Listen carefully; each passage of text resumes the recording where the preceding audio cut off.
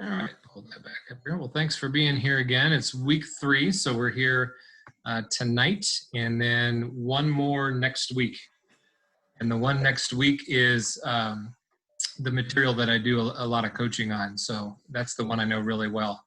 Hopefully we've still been learning stuff the last 2 weeks in this one, but this is stuff that I'm less trained on, but certainly still engaged in it. And Laura, tonight, one of the primary books is one that I know I've shared with you, and I have a copy available in my office when we all get together one of these years. It will be available for passing around again. But I was looking back at the last 2 weeks and the word of the week. I know we talked last week in review about how much we talked about being intentional with, and part of it was relationships, which I thought was really the big word last week when we talked about where we came from and the path that we've gone through and why we stuck where we stuck and the churches or the groups that were most meaningful to us. Strangely enough, was not all the wonderful programs or just the right songs or the pastor didn't talk too long or too short, right? It was the people and the relationships, and that was certainly a theme going through there. I had one more source. I didn't get into this. Where did it go? It disappeared. Let me pull up a different screen share here. I had a nice graphic for you there. So we talked about the sticky faith material last week and which kids stick when they go from high school to college, who stays in the faith. This is a report from a couple of years ago out of Canada, but I think the data would hold on this side of the border as well, and talked about extensively where the kids were coming from that went off to college and stuck in the faith. And I believe it's about, is it a 80 or 90 page report? This is like a 4-page summary that I'm happy to email out to you. But some of the things we talked about here, it talks in this right column about mentors. We'll touch on just briefly tonight. And we tried that a couple of years ago with our youth group students at the high school level. And I think I still had some things to learn about the best ways to do that. But it talked about mentors and home church connections and how that impacted the trajectory of young adults. And it said 28% of the adults in the study had a mentor, young adults. 48% had one that was from their home church. And if the 57% said the home church mentor stayed in contact after high school. And then I think this one here is the critical one. We talked about this a little bit. If someone from their home church tried to make a connection for them at the college that they were going to make sure when they left home and they were on new turf that they had at least a starting point on where to go and where to plug in. So mentoring is a piece of that study. The longer study is lengthy and a lot of repetition of numbers, which sometimes had me going cross-eyed a little bit. But really talked about making these timely connections for young adults and students that were going through those stages, and trying to relate it all back again to not just young adults, but young Christians and what would be important. And the importance, we'll talk about here some different age groups that people fall into and kind of what they're going through at that stage. I think the mentoring relationships may be just as important for the mentor too, right? Someone who's able to take their life experiences and take their knowledge and find someone who's receptive to hearing about that and being shared with. We've got these fun acronyms up here: the fear of missing out, the fear of not being amazing, which is my lifelong fear of just not being amazing, right? And then this fear of passionless monotony, maybe for kids that are maybe even younger than coming out of college, but like, oh man, I have to go to a job every day and do the same thing over and over and over again. We've got a lot of monotony going on right now in our houses with the virus. Hopefully we've still got some passion in there. This little pull out here, young adults going on to post-secondary studies are 4 times more likely to connect with a Christian campus group if someone from their home church tries to make that connection. And it says most young adults need someone to create a path for them either an invitation to that group or some sort of introduction. And I think that fits too with all age groups and maturity levels too with the faith. It's sometimes hard to find the right spot for yourself or invite yourself into a group that you'd like to be a part of, right? You almost need somebody to, hey, you should come to our small group, or you should come along with us on this activity. Sometimes you feel like you need that invitation in there. And this is a little bit more self-promotion to the group that put that together. But it was definitely an interesting study. And the mentorship piece was a big piece of it. We talked about last week the importance of the first 2 weeks of someone going to college and the decisions they make about what they will and won't do in the first 2 weeks, and how that could impact their trajectory in choosing things of faith or choosing other activities. So that I was just reminded of, kind of came across again this week and thought I would share. I do have the full printed out, full-blown report. But there are some summaries too online that are maybe 2 or 3 pages that are a little easier to navigate there.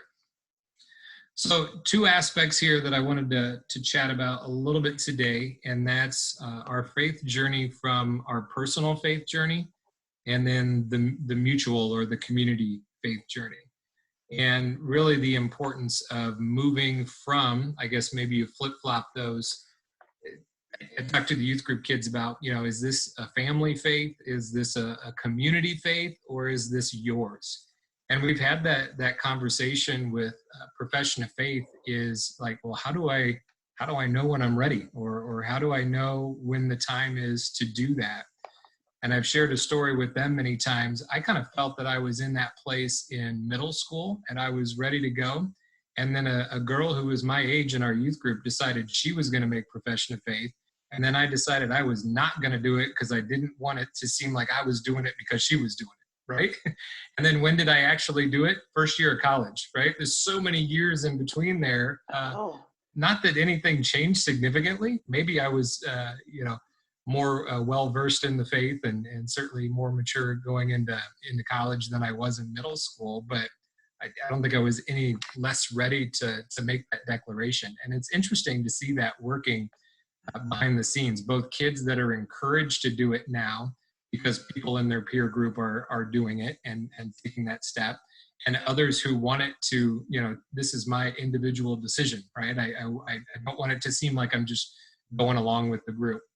And we get into a lot of things and a lot of good questions in that regard. But again, ultimately claiming it for yourself. So I left a little space here open in the question. If you wanted to share, like what was that point for you when you knew, like, okay, yes, maybe it is mom and dad's thing and the church that I've always been a part of, or a community thing, but I'm ready to go. I'm ready to stand on stage. I'm ready to say, yes, I do, God helping me 3 or 4 times. And what do you think prompts that decision, either for yourself or for someone else?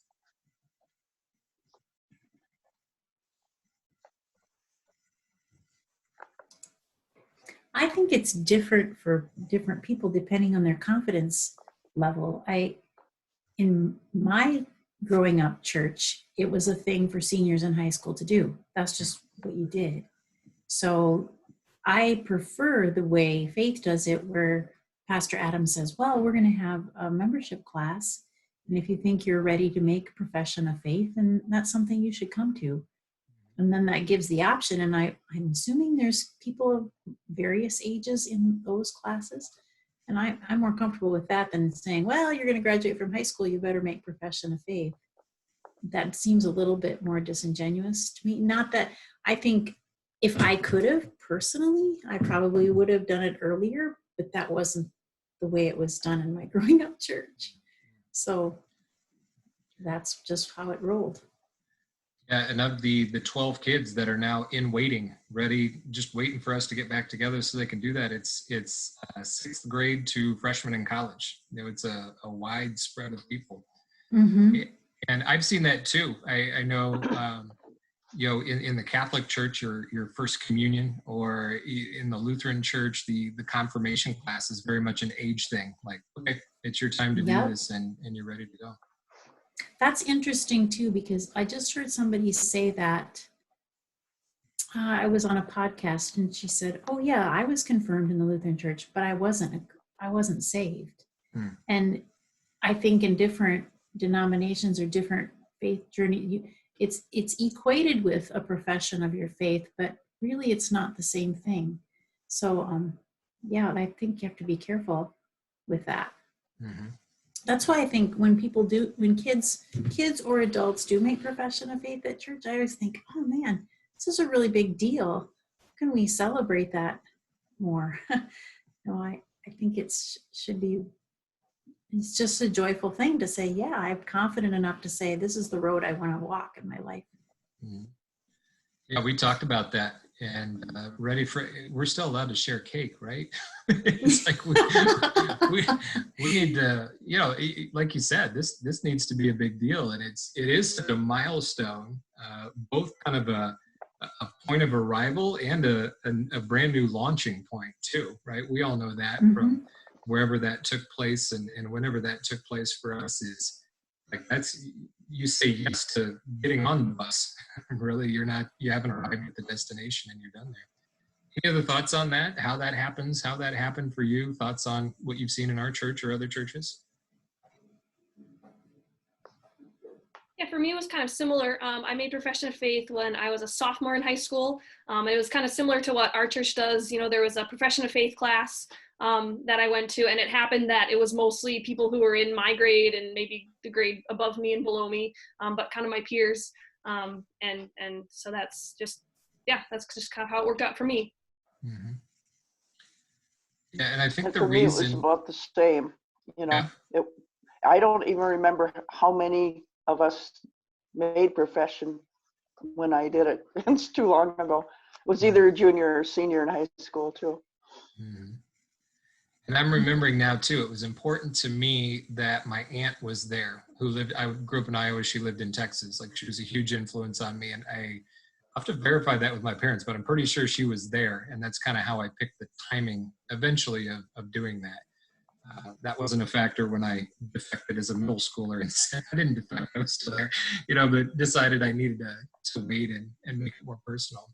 And you talked about there, Laura, too. I think one of the things we did a better job of this time around is approaching the kids individually. It's difficult to broadcast it out to an entire group and say, all right, we're having the class, who's ready, right? Because the first thing they're going to do is kind of peek around and look for that first hand to go up. But approaching some of them individually and saying, hey, there's a class for profession of faith going on here soon, and you're ready for that, right? And going to the ones that you presume are ready, the ones that you see have kind of reached a certain point there. And then some of the others maybe feel confident to say, okay, yeah, I wasn't sure, I was a little bit on the fence, but now that I see that so-and-so is ready to go, yeah, I know that I'm there too. So had that conversation with a few of them where even over the course of a year, where I was a little more direct a year ago and said, you're ready for that, right? And they're like, I'm not sure. But even within a year's time to go, yeah, I'm in a different place. So we talked about that at the beginning of the year with high school too. Just an individual faith journey is to say, well, what do you want it to look like a year from now? Or when you go off to college, or when you come out of college? Like, where do you want to be, as far as faith goes? And then we kind of backtracked and said, all right, so what do you need to do this year to be moving towards that point? And what are the habits you need to start forming today, on a daily basis, a weekly basis to get you to that spot? Because you can't just say, well, I'll make profession of faith as a senior in high school, but I'm not going to do anything to really prepare myself to be ready for that, right? So I think it's good habits. We've been talking a lot about growing on your own. We only get them for so long in a faith formation class or a youth group, or even in a typical situation at home. A lot of the time they're away at school and so on. So what are you doing on your own? What are your own personal habits to help you grow? So the mutual journey standpoint then too, we've got these verses from last week. I thought they fit with that, as iron sharpening iron, and encouraging one another and spurring each other on to love and good deeds. Because I still think some of those key moments and those key experiences that get people where they need to be on an individual faith journey basis come out of the community that they're a part of. things that happen, moments that happen, going on serve, or a speaker comes into church, or you have someone that mentors you or takes an interest in you. There's going to be a community aspect, kind of the tribe or baptismal promises, the whole community thing that we talked about there last time too. I've got a resource later that I'm going to share with you, talking about helping people articulate their faith was a big piece of the book. And I think that's an important part of the big church aspect too, is we hear about these things, we learn about these things, we're among other people who have already made this decision, and that helps us to get to a point where it makes sense to us. And then the family influence, of course, too, is still going to be the big one. So I'm keyed in on that too, as we move forward as a church, is how do we support families, and how do we support small groups to be that family away from a family, perhaps to minister to other people in their group and create a good discipleship track there for us. So I'm going to get psychosocial with you here. This is a model from Erik Erikson, and a lot of the chats that we've had as youth group leaders on denominational level are right here in this 12 to 18 level, and they've referenced this model. And then I went back to it and thought, well, there's 8 steps on that model. We're only really talking about one. What's going on with the other ones?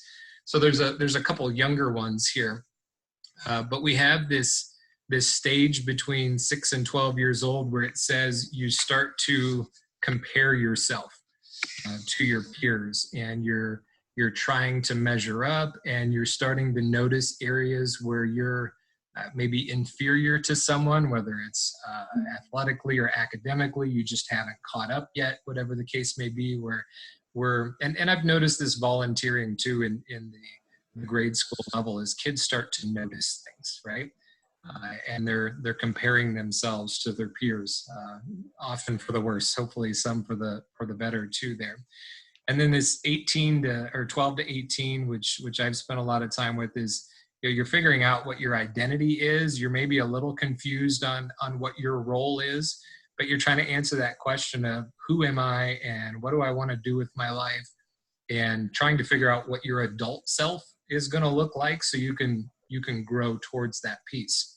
And that's kind of where we've always stopped in those conversations. So I looked at the next steps here. We've got this 20 to 40 range. The range gets a lot bigger here, where it says 20 to 40, your sense of self is maybe more secure. There's likely a time there too where you're still trying to figure some things out, maybe all the way through that. But figuring out how to share that with others and how to engage with others. And there was this conversation about intimacy from a level of really bonding with other people and sharing that sense of self, or pulling back into more isolation. And maybe that comes into some of these earlier ones too, with comparing to peers or not really sure yet on what your identity is. But then 40 to 60, it talked about, are you contributing then to other people, or have you just kind of stagnated? You're maybe you've figured out who you are, you're kind of done growing in certain ways or whatnot there, and what are you doing with that? So as I think about the church community and the mentoring aspect, is like we need those people contributing, right? We need them contributing back into the 20 to 40s that are still trying to figure out where to plug themselves in and how to be engaged and not isolating, and also these younger groups too. I think there's a lot of learning that goes in all directions here, up and down the line there. And then to the 60 plus that are reflecting, it talks about the would have, should have, could have type of thoughts. Those are some key people, not only to be talking into the younger crowd, but the middle-aged crowd too, right? The importance of those relationships and that witness. And I think with our church specifically, like, founding members of our church, and what have we been all about this time, all the way through these 50 years, and what are your experiences here, and how are things different than when you were my age than where you are now, and just a lot of wisdom that can be shared there. So I've heard some studies too, and in just life and in church too is maybe somebody starts getting into the bottom areas here of these ranges, and the younger leaders come up, and there's fear that their influence and so on is kind of getting pushed to the side, or the next generation is taking over. Certainly don't want to see that, but I want to see people at every level, right? The young kids being valued, the older folks being valued, everybody's opinions and inputs, and the whole journey kind of weaving together there, because we're eventually all going to get to those places, and hope that we're getting supported by others in the other groups too. That's about as psychosocial as I get there. Probably not as deep as Mr. Erickson, but any thoughts on that? Things you've seen in different age groups? Anything there that resonates with you?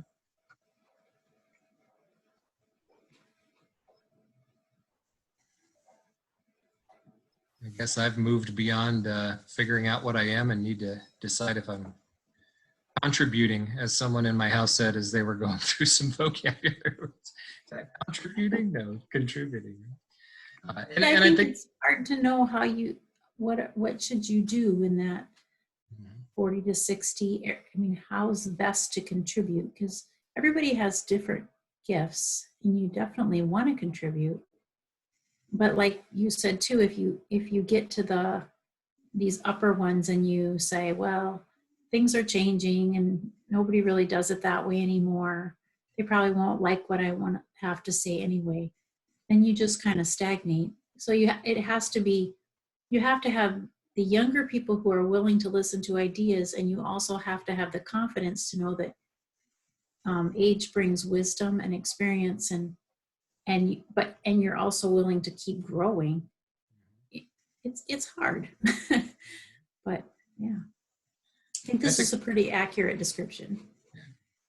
I think having a good understanding of people in other age ranges too, what they value about the church or in the church, helps you to make positive changes that serve the church well to continue growing, but still honoring those core things that are important to the different groups too.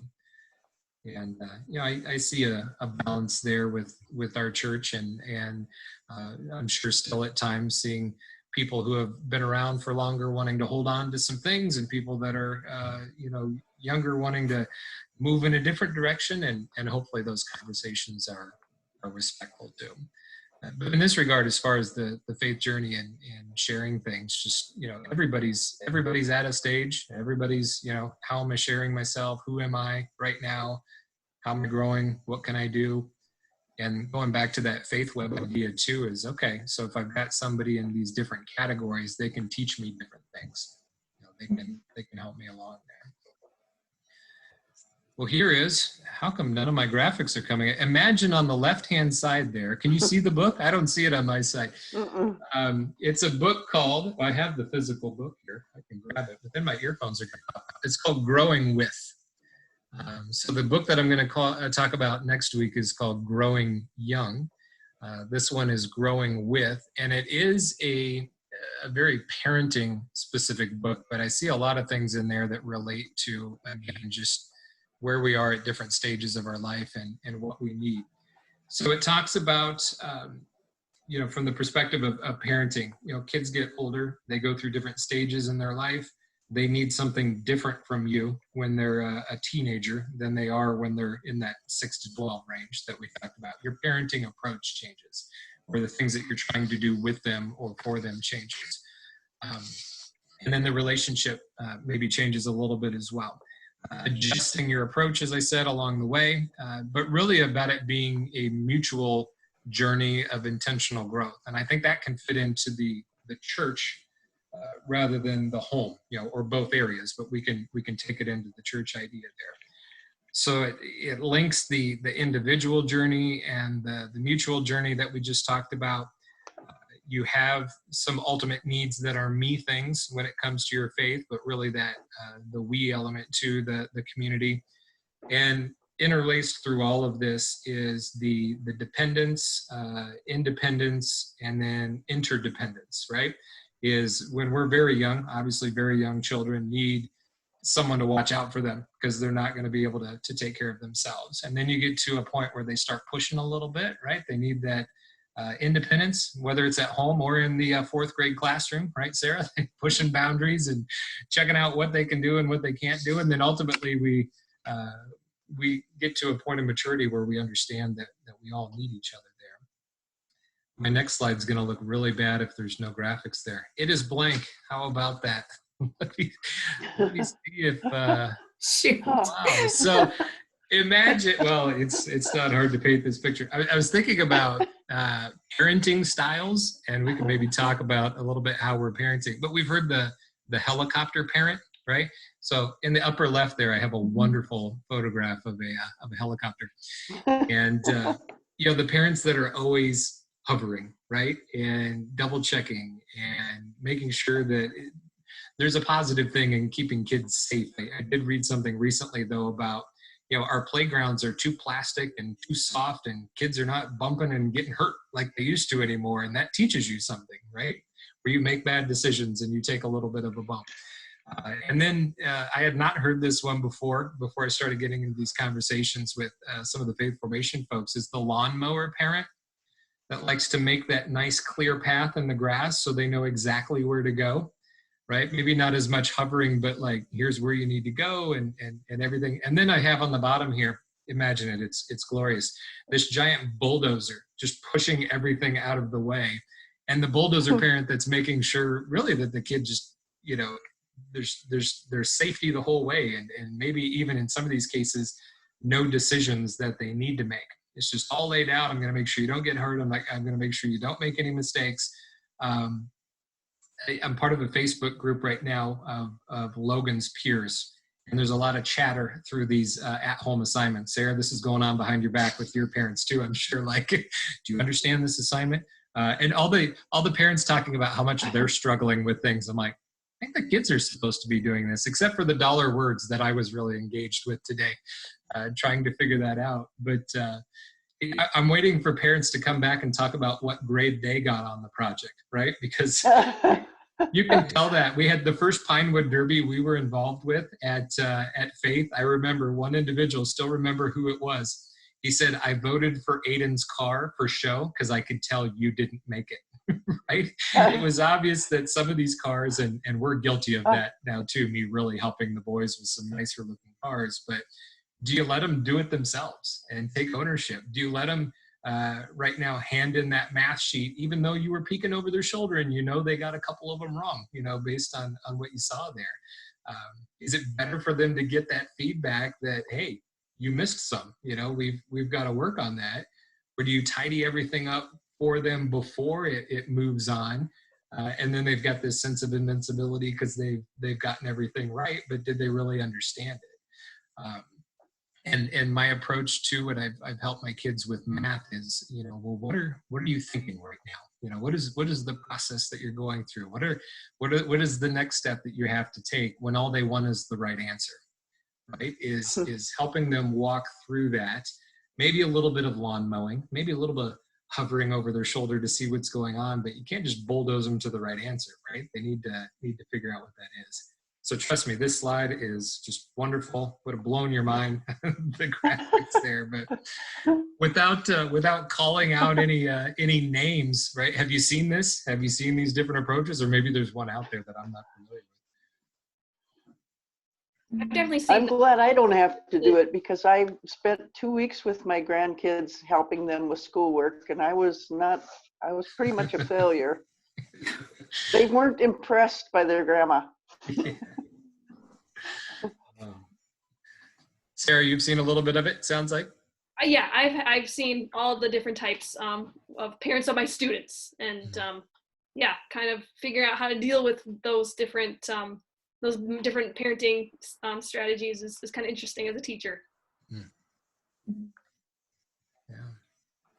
Yeah, we're in the middle right now. The business class I teach, they're in their practice rounds for the and even at this level and this age, this stress of I don't understand all of it right away. We're a week and a half into the class, and so we have these 3 practice rounds that they go through this week, and then we hit the reset button, and they get to start next week for real, I'm like, experiment, try and fail.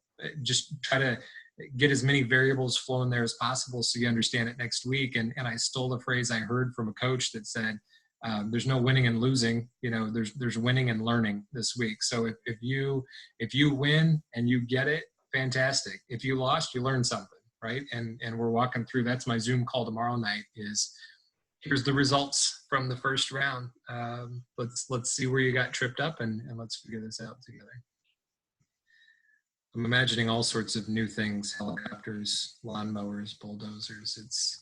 You definitely see it though, don't you? At sporting events with kids or in school, or trying to put, trying to take the pressure of failure away from especially kids. Like it's okay to go out there and not be the A student or the star basketball player, or, it's okay to go out there and in a music recital and miss a few notes, right?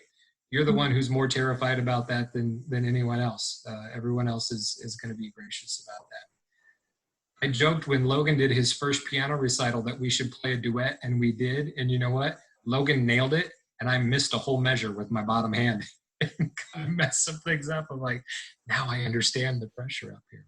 Yes.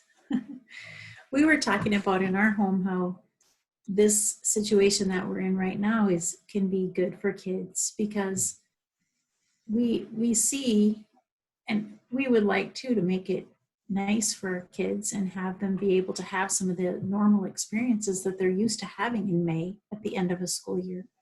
But also, this is teaching us that God's in control of our world. And it doesn't always, just because we always have a nice picture of graduation, doesn't mean that we have to, and that the world will go on if we don't. So even the pandemic and the restrictions we've had can be a good teaching tool for our kids, that we have to be moldable and accept God's will in the world too, and not try to cover things up and still try to make it perfect for them, because there's some things we just can't.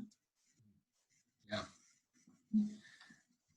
And in my years of teaching at the college level, I've only heard from one parent from a college student. It happened. It happened 2 months ago. But eventually they got to understand those things, just like you said, Laura, right? Things are going to happen. It's not always a straight line. Definitely. Well, here we have, there's 3 sets of 3 in this book. And the last one I'm going to share with you, I'm pretty sure is vocabulary they just made up. I'm not sure they're all real words. But it talks about, and they relate these. So there's 3 of 3, and they kind of sometimes stack up, in rows and columns. These would be the rows. Not always exactly. And again, it comes from a parenting and the growth of a child through their life and their faith. But I think we can relate these to, people that are young in the faith as well, or different stages from those, from the Erickson stages that we just talked about. But it talks about being in a learning stage, first of all, where you're going through this rapid change, and you see it listed there: physical, emotional, relational, intellectual, spiritual. Like everything's changing all of the time. Laura, you've seen it, I'm sure, with your boys. I'm seeing it right now. It's like we see them, even sometimes we see them every day, and then you see somebody you haven't seen in a while, and they're like, they're getting taller, right? They're getting bigger, and you go measure them and go, oh my goodness, yeah, we've put on some inches there. Is that physical growth, but also all these other areas of growth. And we talked about that in that 6 to 12-year-old range there too, where they're increasingly aware. Like, these are my abilities, these are my flaws, these are the possibilities, and that can be exciting, and it can be scary, and it can be encouraging, and it can be discouraging, but just this stage where we're learning. And then we get to a state, and it says here, and they kind of framed it as when you go away from home. So maybe, that's at your college stage where you're out there exploring, but I think it happens earlier too, right? Is you release the reins a little bit, let them go out there and do some things on their own, or maybe start making some decisions for themselves, these personal pursuits that would not necessarily be your own thing. I'm not one of those sports dads that thinks like, well, I played basketball, so my kids need to play basketball. But 2 years ago, I was a little surprised when Aiden said, hey, I think I'm going to quit basketball and I'm going to join the Nordic skiing team. And I said, okay, what's that? What is that when you're going down the hills? And he's like, no, it's the cross country. And I said, oh, okay. Well, he latched onto that. He loved it, and there was some hesitancy with us because that's not something we were familiar with. Weren't quite sure where that was coming from. But this year, his second year in the sport, he lettered in Nordic skiing, and not only he wasn't the only Dur on the team because Kellen saw what he was doing last year and said, "Well, I want to ski next year too." Instead of playing basketball, and he had a really positive experience with basketball the year before, but said, I want to get out there. I want to try this. And now I'm wondering how that influences Logan down the line. So we could all of a sudden be a family of skiers, and that wasn't even on my radar 2 years ago. But encouraged him to go out there and try it, and encouraged him to stick with it because it costs more money to buy skis than it does basketball shoes. Right? So it's like, are we sure about this? So they also can be very excited about new possibilities, but still a little unsure about themselves. So we talked about that in the 20 to 40 range is maybe, more personal pursuits, more figuring out who you are, maybe some excitement about that, but still like, what am I supposed to be doing? Where am I supposed to be? Who am I supposed to be? And then you get to a point where they're more focused, maybe a clearer sense of who they are, and they know the path that they are on. So learners, explorers, focusers. The book does give some age ranges for this, and I found, with my own kids and working with a lot of kids through church and elsewhere, that you can never really pin it down by age, right? Everybody matures in different ways. I think about my best friend in grade school, the physical rapid change. He was a monster on the playground playing basketball, and by the time we graduated, he was the shooting guard, right? He just got there a lot earlier than everyone else did.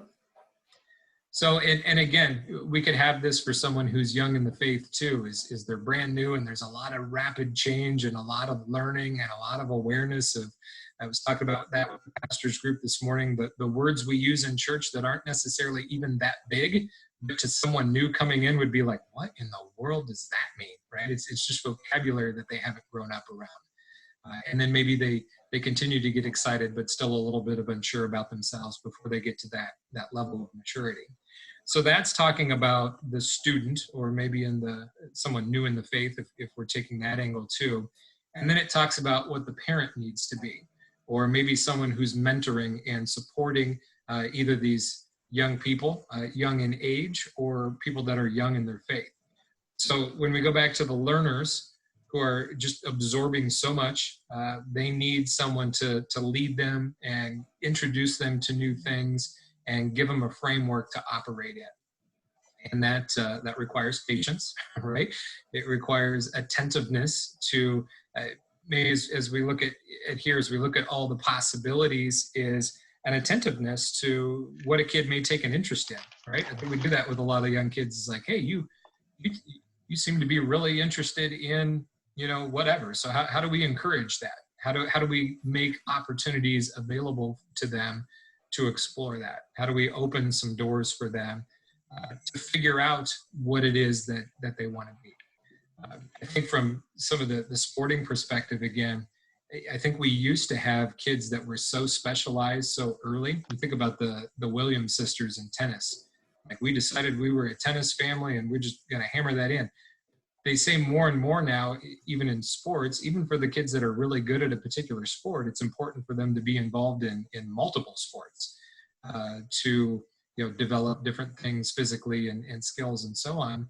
But what I notice, at least from the kids that I'm around, from I guess both from the youth group and from our kids' school, is these athletes are not just athletes, but they're involved in the theater productions, and I see them getting awards academically, and I think a lot of these things feed into each other. If you go after certain things with a certain level of success or achievement that you're trying to accomplish, then it helps you in all areas. But you need someone to give you a little bit of framework and encouragement to do that. So then the one that attaches here to the explorers is to be a guide. So to go alongside them more often, maybe more so than the bulldozer that's going in front of them, right? Or we hear the benediction, the going in front of you and beside you and above you and below you, and maybe that's apparent like all around you. But to be more, someone on the side to let them make some mistakes. Here it talks about, do we encourage more independence in certain areas? Are we noticing things ahead that could be a problem, and we're being proactive in steering them in one direction or the other? So finding out what's right for that time here where they are an explorer, where they're excited, they're pursuing different things, they're stepping outside maybe of the typical framework, they're excited, a little unsure. What do they need? Do they need encouragement to go be independent? Or do they still need someone being a little bit more proactive in supporting them? Do they need the shepherd with the big stick saying, oh, you're getting a little close to the side of the path there. We need to tap you just a little bit back towards the middle. Or for those of us who have helped kids in learning to drive, making sure they're aware of how close to the curb they are or how close to the center line they are. And then when they're more focused, when they have a better sense of self, when they're on a different trajectory, is our lives we may not even be right beside them all the time, but we're still intersecting, right? My parents are in Iowa, I'm in Minnesota. We still do plenty of intersecting, right? They're still interested in what's going on with me and with my brother and my sister and with the grandchildren and so on. There's some intersecting going there. There's still that high level of encouragement, but perspective. And I think you go back into those 40 to 60 or those 60 plus when it comes into a church community and mentoring and being engaged. Like we talked about last week, the intergenerational weavings where we're crossing paths is that perspective that an older generation can offer. So when my mom told me this right before I graduated and before I got married, is there's a lot of things that you're going to need to take care of that you haven't thought about, right? Do you understand insurance? If you go to buy a house, do you understand how that works? All different sorts of things in that regard where they have perspective. They're intersecting, and even in some of those, just being available to offer that wisdom and that experience, but not necessarily stepping out in front of it, this proactive support from the guidance. So it talks about in the book there, as you go through these stages with kids, or maybe as we think about, as we guide a young Christian from a maturity or an experience standpoint, from immaturity to maturity, what do they need? Do they need us to be really patient and attentive? I think that's a big one, like attentiveness to like, who is it that they would connect well with? Where's an area that we could plug them in and they could serve or be involved?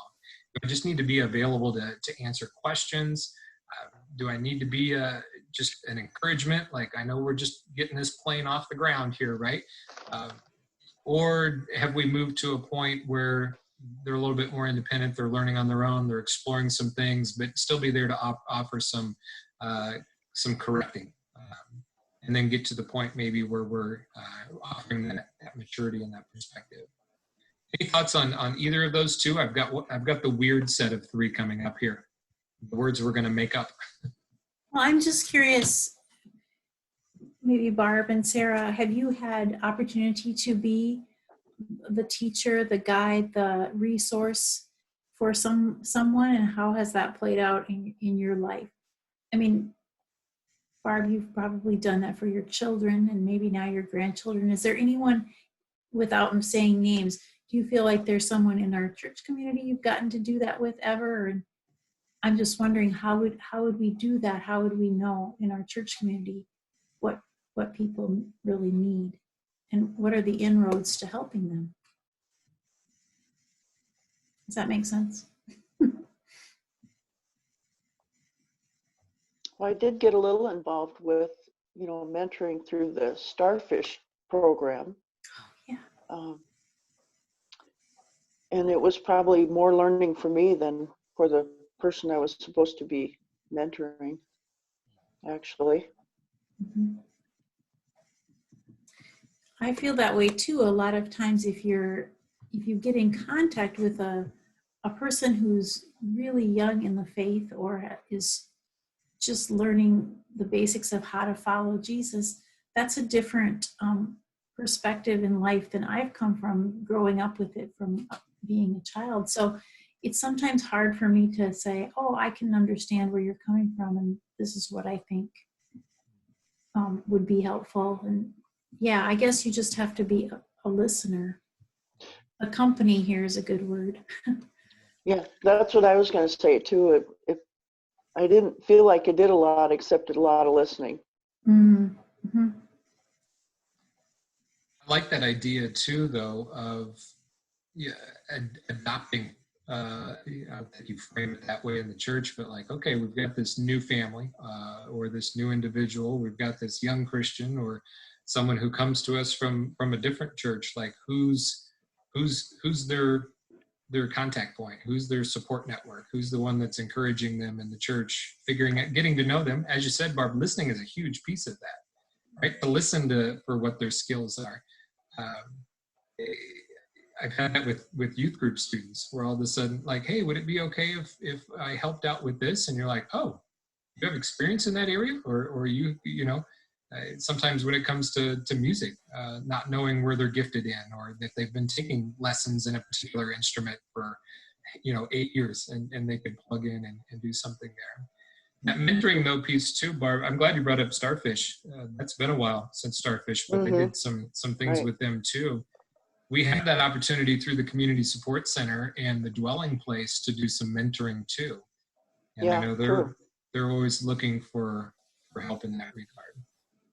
And it goes back to that first word, that intentionality, right? Where it does take a time commitment, and it does take being committed to being involved there. But that could be a good spot where it's even not necessarily faith-based, but because that's where we're coming from, it provides some avenues to talk into that piece. Yeah, I've been involved with Dwelling Place mostly with childcare though. Yeah. Okay. That's another great opportunity. Yeah. I've had that conversation with some of the ladies at the Dwelling Place on staff there. I'm the type who just love to get in there and run around with the kids, but she said there's a lot of wounds there with the kids too, where you need to be aware of what's going on with them and kind of approach things more delicately. So thanks for doing that, Barb. That's awesome. Mm-hmm. So here's the words I wasn't too sure about. They talk about withing and faithing and adulting. And I'm like, are those words? So they match that up to these stages too. So maybe looking here at the learners, and you're the teacher, is like, you just need to be there with them. You need to support them, help them to grow towards independence. Maybe just being around is enough, helping them to discover different things. And again, these don't all necessarily line up perfectly in the columns. Faithing, a word I probably won't start using here. Owning and embodying their own journey as they encounter new information and experiences. So that does fit with, the guide and the explorer is they are, they're encountering new things, new information, new experiences, and now I need to be a guide, right? I'm not the one exposing them to everything or even filtering what reaches them. That's been an interesting thing. I remember a time a couple of years ago where we'd go through a devotional with the kids, and we've got a 6-year age span, so I'd be like, I'd quick do a preview, and I'm like, maybe that's okay for the older two, but that's going to be too many questions from the younger one. I'm going to skip that one this time. And ultimately getting to a point where it's like, you know what, if it's the day we're supposed to read that one, we're going to read that one. And if questions come up, it's going to be a growing opportunity, right? We're going to learn some new things. We're going to experience some new things. And then adulting, embracing opportunities to shape the world around them. So this is a little more from the child's perspective in the book, and looking at the more parent child thing here is, knowing you've reached a point where you're a contributor right? You're still learning, you're still growing, but it's time to get out there and share your gifts. It's time to go out there and get to work. It's time to go out there and do what you do. So strange words there. I guess adulting's a known word now, right? No more adulting for today, or some of those Oh, other yeah. words. Yes, only in Heard the that last one few plenty. years though, but Yeah. So I know we're coming up on time. I have one more resource that I wanted to share with you here. And there's a nice picture of a book there on the side too. Let me grab it here. So this is, turn on the volume here so I can hear you coming back. Almost Christian. It's by Kenda Creasy Dean, and one of the better books that I've read in the last year or two. There were just a couple things that I wanted to pull out from that I think fit into to what we're talking about. First of all, the word you see there, that's like my favorite big word to throw out in teaching situations to make me feel like I'm smart, is it talks about moralistic therapeutic deism. And it talks about that being maybe a soft faith or a soft religion that too many of us are guilty of, where it's more about being good and behaving properly. It's more about calling on God or having a faith just because it gives you a sense of feeling good, or maybe only to call on God when you need some help.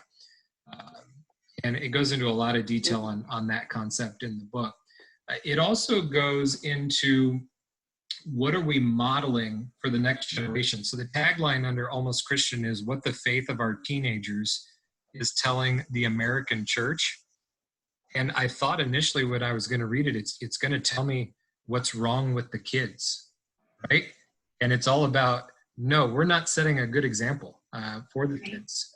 We are not strong enough in our faith. We are not modeling what they need to see in order to, we can't ask them to be something that we're not modeling, right? So how are we indoctrinating? It talks about a creed to believe, a community to belong to, a call to live out, and a hope to hold on to. So how do we make that a part of their experience? So there's a section in the back that I revisited today, really some good stuff that came from a study that they did. And it talks about, again, and we've talked about this over each week that we've been together here, is, you know, parents are still critical to the faith development of kids, regardless of what other systems and support systems, faith systems are around them. So what does their religious life look like, right? You have the old do as I say, not as I do. Well, they pick up on what you do, right? If you're quick to skip something, they'll be quick to skip something. If you're, we're talking about that this week in youth group, is Jesus calling the Pharisees hypocrites for the way that they prayed. Is are we living one life in the public eye and another one behind the scenes? Are we saying it's good to read your Bible and pray and you got to be committed to this faith stuff, and then behind the scenes it really doesn't follow us home? It says also in some of that summary material from their study in the back that religion is seldom a source of conflict for teenagers, but it's also seldom a source of identity anymore. So I've read a lot of books too, you know, Generation Z, Generation this and that, as far as, you know, millennials and so on, is how do they relate to the faith? And it's not so much that they're anti-faith and anti-religion. There's just kind of a, you know, feeling about it, just kind of a neutral thing where it's not as much a part of, it sounds like a poor way to put it, but like Christianity used to be kind of the default setting of the American society. Like, oh, do you believe in Jesus? Yeah, of course. You know, are you a Christian? Yeah. And it's kind of shifted where it's not necessarily, maybe the default's the not word, but the common, you know, it's easier to not be than it is to be these days. So it talks about like religion being in the background with younger kids or teenage kids. It's kind of an add-on. We talked about this in week one, all of the sports activities and the busyness and so on, and the things that we'll commit to that aren't faith-based, right?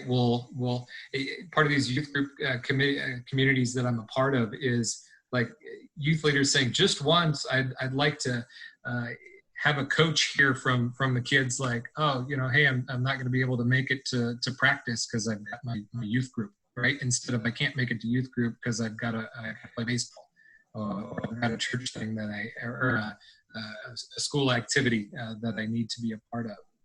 It says teenagers that are highly engaged, though, in religion and faith-based activities are faring much better in life than those who are not. So I think that's a lot of encouragement for us in the church, too, is this does make a difference, not just in the path of faith that they're on, but the other activities that they're involved in and their state of well-being and all of those things. It says, there's a really interesting section of the book. It says the highest congruence between faith and action is among the Mormons. And you think about, they send them on these missions. There's a whole section of the book. It's like they talk about these things. They talk about faith. It's part of their everyday life. It's part of the way they live. They are in community together and they're talking about these things.